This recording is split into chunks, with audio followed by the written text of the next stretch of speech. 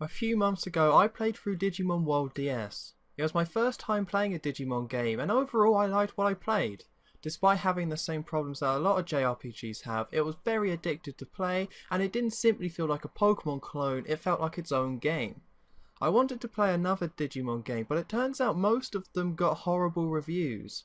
It did put me off a bit, but I also know that the Digimon World games have a cult following, so they couldn't all be as bad as the critics were saying.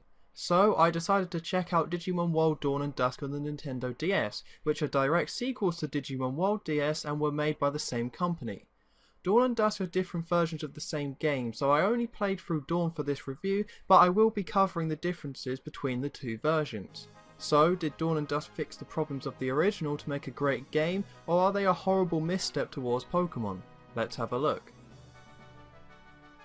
Just in case you don't know, Digimon takes place in a virtual world where people, called tamers, own and battle monsters. The game starts with a tournament between two teams of tamers called Light Fang and Night Crow. After the tournament, a virus attacks the Digimon world, degenerating Digimon and causing damage to the Digi areas. The game's plot is about finding out who was behind the attack and stopping them. If you're playing the Dawn version, then you play as a member of Light Fang, but if you're playing the Dusk version, then you play as someone in Night Crow. The overall story of each game is virtually the same, although in Dawn the Light Fangs suspect that the Night Crows are behind the attack, and in Dusk it's the other way round.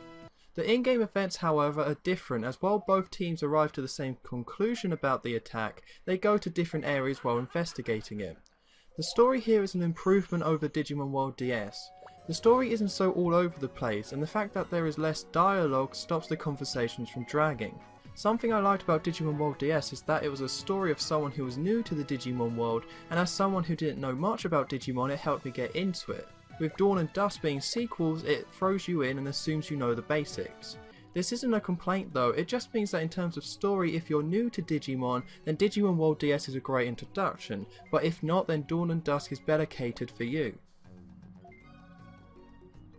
Digimon World Dawn and Dusk are JRPGs. As sequels to Digimon World DS, the gameplay is very similar. You train up Digimon and can use up to 3 of them to defeat enemies in turn-based combat. Like most JRPGs, getting stronger Digimon involves leveling up through gaining experience points by defeating other Digimon in battles. Once you reach a certain level, you can digivolve your Digimon into more powerful forms. It's a bit different from other games though, as you need to reach other requirements to digivolve, which can either be owning certain Digimon, having a certain amount of specific experience points, etc. As well as digivolving, you can also degenerate your Digimon back to weaker forms and they will reset back to being at level 1. You have to do this to get Digimon with better stats, as when a Digimon is degenerated, its stats only decrease by a small amount, so a Digimon at level 20 that has been degenerated and digivolved back will have higher stats than a Digimon at that same level that hasn't. The process is both good and bad. It's good as it means there's a lot of depth to the leveling up system, as you both have to be aware of the different requirements you need to reach and make sure you digivolve and degenerate them at the right time. It's bad however, as it means you will likely have to grind a lot.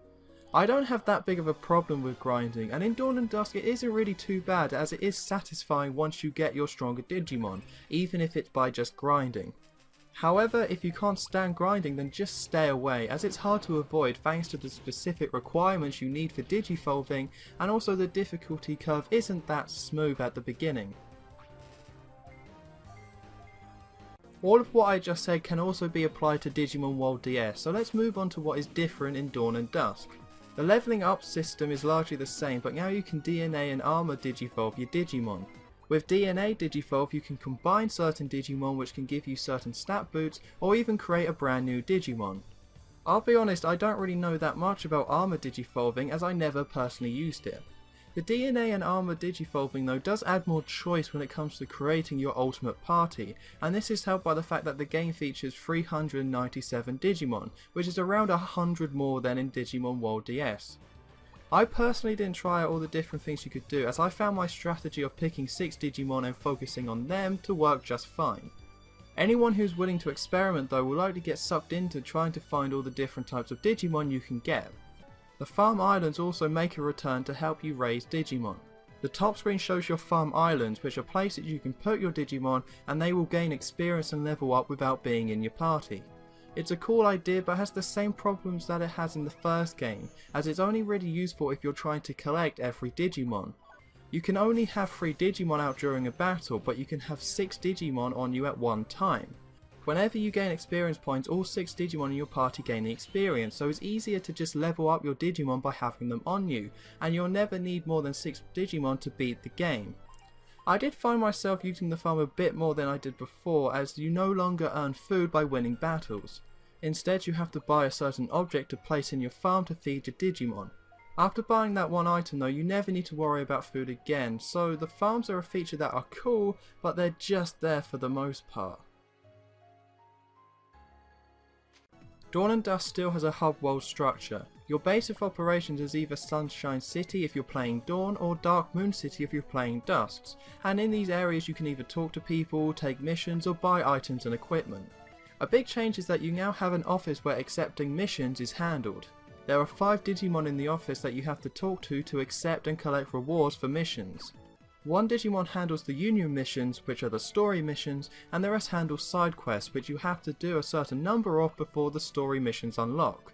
By having this office, it makes taking up side missions so much easier and a lot less painless than in Digimon World DS. For those who liked how the side missions were handled before, then don't worry, as a large amount of the side missions only unlock once you have certain Digimon living in your farm islands. Once you have taken up a mission, you then have to go to the walk pad and travel to the correct location for that quest. These are the dungeons of the game where you have to travel through them, deal with the random encounters, and either defeat a boss at the end of it or find a particular item. At first I hated going through these dungeons, as they're all pretty much mazes with alternative paths and dead ends, so it was hard not to get frustrated trying to find the correct path through them, as you have to deal with random battles. However, I discovered a new feature for these games, which is that at any point when searching a dungeon, you can put your finger on the touchscreen to check out the area around you. It means that unlike Digimon World DS, you can plan your route, so you never have to waste your time going the wrong way and fighting unnecessary battles. Being able to control the camera really improves the experience, as you are now in complete control of how much exploration you want to do. There is also a new item called Gate Disc, which lets you warp out of any area you're in, which also removes a lot of the headaches that exploring areas used to have in the first game. Outside of completing quests, you can also go to the Digi Colosseum to advance your tamer rank. To do this, you have to beat a certain challenge, and you can try the challenges whenever you want. While you can try and achieve the next tamer rank whenever you want, each one is a lot harder than the last, so you really have to work towards having strong enough Digimon to win.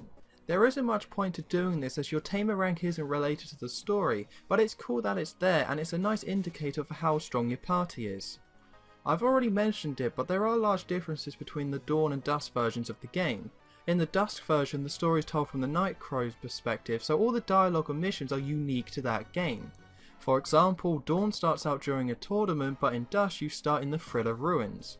You still have to visit the same areas, but you encounter different Digimon and have different objectives, so I would say that if you really enjoyed one of the games, then it's worth checking out the other. To beat Digimon World Dawn took me just over 19 hours, so it definitely has a good length to it, even though most of that time did involve grinding. I also didn't beat all the side missions or try to collect all the Digimon, so if you want you could spend a lot more than 19 hours playing this game. Digimon World Dawn and Dusk is an improvement over the original Digimon World DS. There are tweaks across the board which definitely make it a more fun, enjoyable experience.